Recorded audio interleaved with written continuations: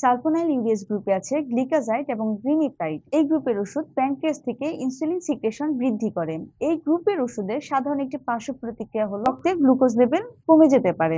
তবে সঠিকভাবে ব্যবহার করলে এই গ্রুপের ওষুধ খুবই নিরাপদ। এছাড়াও রয়েছে আলফা গ্লুকোসাইড ইনহিবিটরস গ্রুপ। এই গ্রুপের ওষুধগুলো খাবার ধীরে ধীরে হজম করে, যার ফলে রক্তে শর্করা দ্রুত বৃদ্ধি পায় না। তবে এই গ্রুপের ওষুধের একটি সাধারণ পার্শ্ব প্রতিক্রিয়া হলো অস্বস্তি, পেট ফাঁপা বা অ্যাসিডিটির তৈরি করে। যাদের আইবিডি বা ক্রনস ডিজিজ বা আলসারেটিভ কোলাইটিস এই ধরনের সমস্যা আছে, সেই ক্ষেত্রে তাদের এই গ্রুপের ওষুধটা অ্যাভয়েড করাই উচিত। এছাড়াও আছে গ্লিটাজন গ্রুপ। গ্লিটাজন গ্রুপ ইনসুলিন সেনসিটিভিটি বৃদ্ধি করে। তবে এই গ্রুপের একটি সাইড ইফেক্ট হলো এটি বোন ফ্র্যাকচারের রিস্ক বৃদ্ধি করে। যাদের অস্টিওপোরোসিস আছে তাদের এই গ্রুপের ওষুধটা অবশ্যই এড়িয়ে চলতে হবে। এছাড়াও আছে DPP-4 ইনহিবিটরস বা গ্লিপটিন গ্রুপ, যেমন সিটাগ্লিপটিন, লিরাগ্লিপটিন। তবে এই গ্রুপের ওষুধের একটি কমন সাইড ইফেক্ট হলো স্কিন অ্যালার্জি বা র্যাশ তৈরি হওয়া। যাদের সিভিয়ার স্কিন অ্যালার্জির সমস্যা আছে তাদেরকে অবশ্যই এই গ্রুপের ওষুধ গ্রহণের ক্ষেত্রে সতর্ক হতে হবে।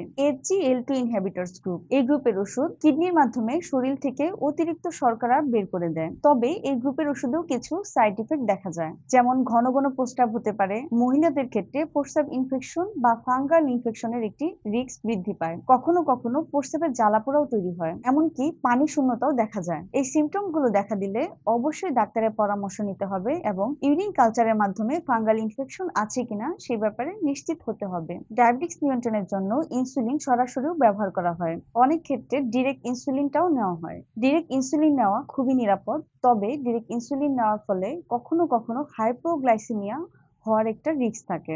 সেক্ষেত্রে চিকিৎসকের পরামর্শ অনুযায়ী ইনসুলিন নিতে হবে। এবং যদি হাইপোগ্লাইসেমিয়া হয় তাহলে মাথা ঘোরা, বমি বমি ভাব, ঘাম হওয়া, এমনকি অজ্ঞান হওয়ার মতো সমস্যা দেখা যায়। এজন্য যারা ডিরেক্ট ইনসুলিন নেবেন তারা অবশ্যই একটি রেগুলার মনিটরিং এর মাঝে থাকতে হবে। সেক্ষেত্রে অবশ্যই চিকিৎসকের পরামর্শ নিতে হবে এবং সেই অনুযায়ী চলতে হবে। হারভেজের সাথে থাকুন। ধন্যবাদ।